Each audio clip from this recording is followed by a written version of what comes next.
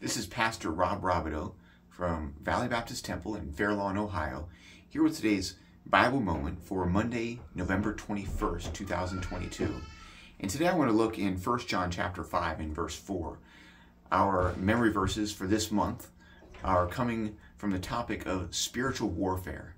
And today's memory verse, or the memory verse for this week, is 1 John 5:4. It says, "For whatsoever is born of God overcometh the world. And this is the victory that overcometh the world, even our faith." We see that phrase in there twice. Overcometh the world. Overcometh the world. What an unusual wording. That word overcome is only used in certain situations. You don't just overcome normal daily life. You overcome obstacles.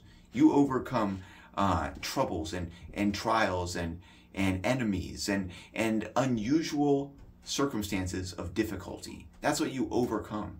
And he says here that in verse 4 it says that we overcome the world. We referring to believers. We referring to the children of God, the sons of God.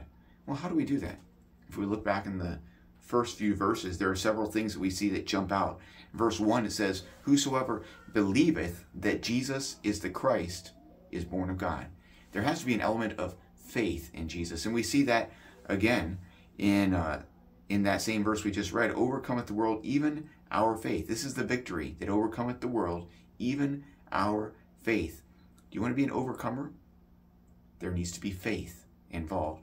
What else do we see? We also see that to be an overcomer, there has to be love. We cannot fall into bitterness and anger. It says, "By this we know that we love the children of God, when we love God and keep his commandments." We also see in verse 1, it says, "And everyone that loveth him that begat, loveth him also that is begotten of him." It's a lot of love right there we see just in those two verses. And if we're going to be children of God that are overcoming the world, there needs to be love, faith, and love. And the other thing that I see here in these verses, it says, "When we love God and keep his commandments." For this is the love of God, that we keep his commandments. And his commandments are not grievous.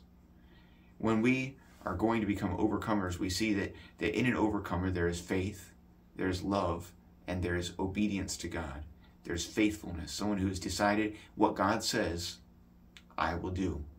I think we all want to become or be overcomers in this life.